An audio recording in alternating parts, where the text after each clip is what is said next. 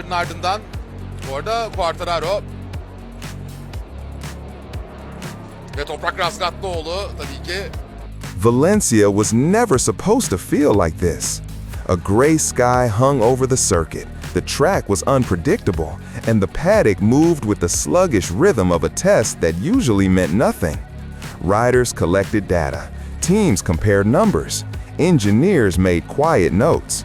Nothing dramatic ever happened on a Monday test. But on this day, something shifted. Something subtle at first, just a murmur, a whisper, a quiet tension spreading across the garages.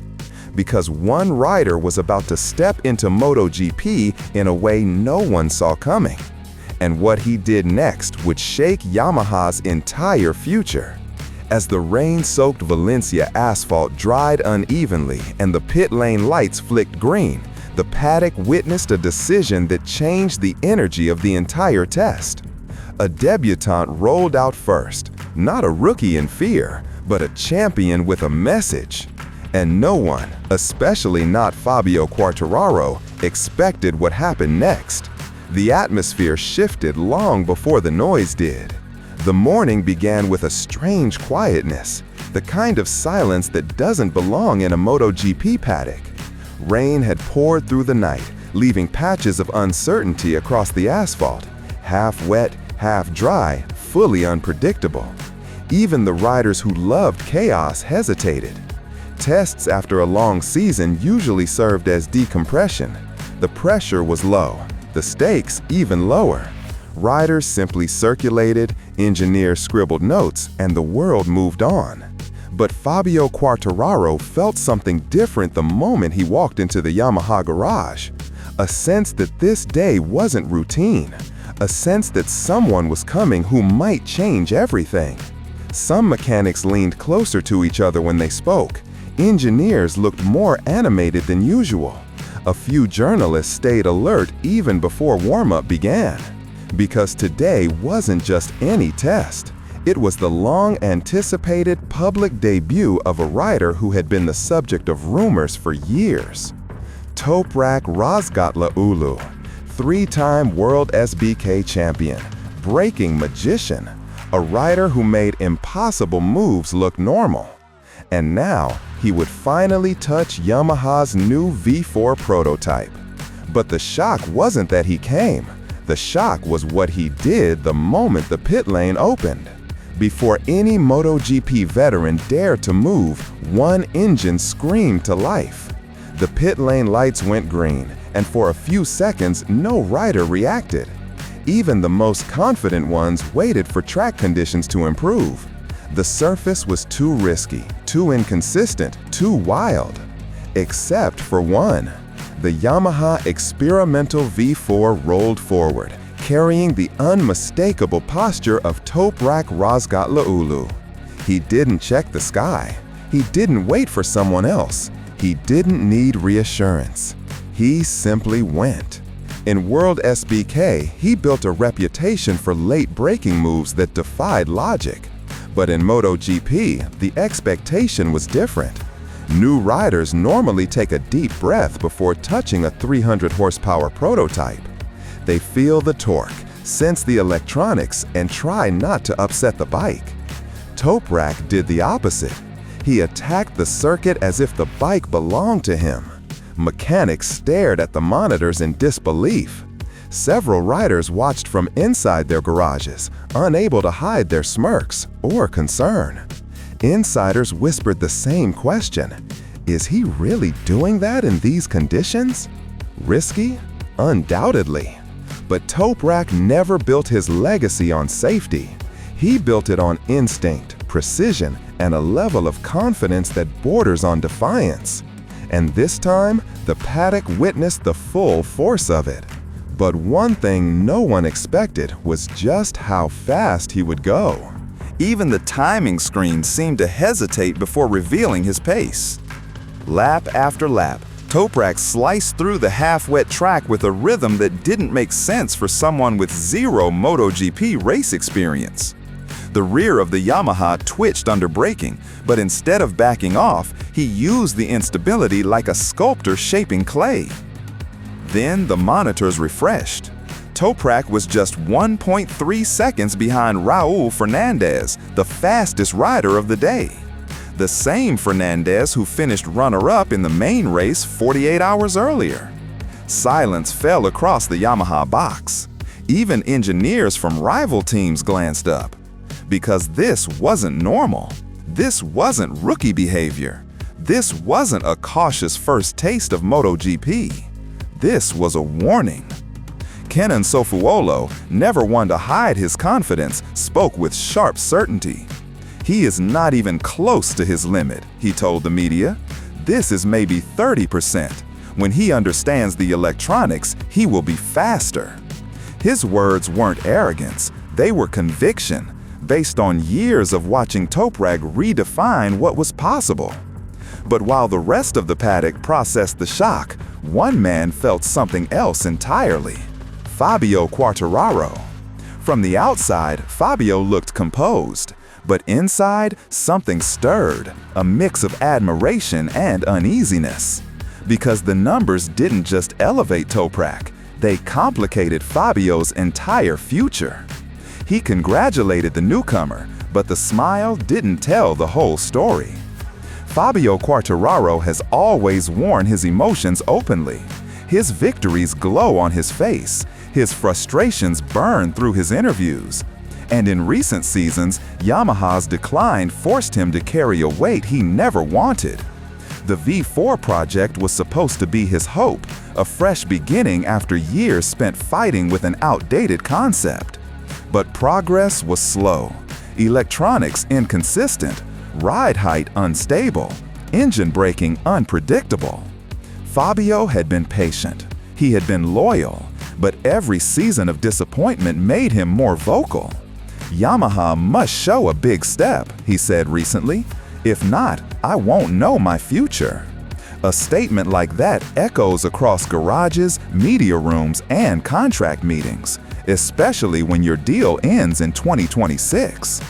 So when Toprak suddenly showed up with pace that defied reason, something inside Fabio tightened. This wasn't fear, it wasn't rivalry. It was a realization that Yamaha's development might soon orbit around a different star. A younger one, a hungrier one, a rider with a style that could redefine the entire project. Fabio admired Toprak's talent, genuinely. He even praised him with honesty and excitement. But admiration doesn't erase pressure. Not in MotoGP. Not in a team trying to rebuild an empire. And Yamaha could feel the tension rising between two very different futures. But the data inside the garage would soon reveal something even more troubling. The numbers didn't lie, and they stunned the room. After the session, Yamaha engineers surrounded the data screens, their faces lit by the glow of telemetry graphs. The images showed exactly what Toprak had done on track and why it felt so unbelievable. His braking markers were later than what Yamaha expected was physically possible with the rough prototype. His rear wheel lifted at angles that made technicians shift uncomfortably. His corner entry looked chaotic at first glance, but on slow analysis, it was controlled chaos, a signature Toprak trademark. Fabio's style, by contrast, had defined Yamaha for years. Smooth, flowing, precise, centered around mid-corner speed. Two opposite philosophies, two identities fighting for space inside the same project. Some Yamaha engineers whispered that Toprak's approach might reveal strengths in the V4 they hadn't exploited yet. Others believed his style required a chassis evolution Fabio might not agree with. Not a conflict, not yet, but a tension, subtle, growing, unavoidable. Because MotoGP development often follows one path. One rider becomes the reference. One style becomes the blueprint. And now Yamaha had two riders who could guide the future, but in completely different directions. But the real turning point wasn't in the numbers. It happened later, when the paddock finally quieted down. When the pit lane emptied, clarity arrived, not with noise, but with a quiet exchange. As dusk settled over the circuit, the paddock began to calm. Mechanics rolled bikes into the trucks. Engineers shut down laptops. The air cooled, carrying the fading echo of engines. From across the garage, Fabio glanced at Toprak. Not with hostility, not with fear, but with curiosity. He walked over. They spoke briefly. Nothing dramatic, nothing heated, but the gestures mattered more than the words. Fabio tapped Toprak's shoulder, a gesture layered with meaning. Welcome, respect, and maybe even a quiet challenge. Toprak smiled, a relaxed, confident smile that suggested he was comfortable in this world already. The moment wasn't outwardly dramatic, but anyone watching closely would have understood its importance. Two riders acknowledging each other, two careers crossing paths, two futures intertwined. And deep inside Yamaha, people wondered what this dynamic would mean. Because overnight, the engineers discovered something that changed the entire perspective on Yamaha's future. Behind closed doors, the truth emerged in the numbers. Later that night, Yamaha held a private debrief. The V4 project is treated with near religious secrecy. Only a handful of engineers and senior staff attend. When they reviewed the telemetry, one detail stood out. The V4 prototype behaved differently under Toprak than under Fabio. With Toprak, braking stability improved once he forced the bike into compression. Rear-wheel lift actually helped rotate the chassis. The electronics responded more smoothly to aggressive input. With Fabio, the bike preferred balance. Mid-corner stability mattered more. The aggressive braking behavior made the bike unsettled. Two riders, two styles, two different interpretations of the same machine. And suddenly, the engineering group realized a difficult truth. The V4 couldn't follow two directions at once. Some insiders whispered that Toprak's data might accelerate the project dramatically. Others worried that prioritizing his extreme style might alienate Fabio, Yamaha's longtime cornerstone. The concern grew quietly but intensely, because a factory team is not just about building a fast bike. It is about choosing the identity of the machine itself.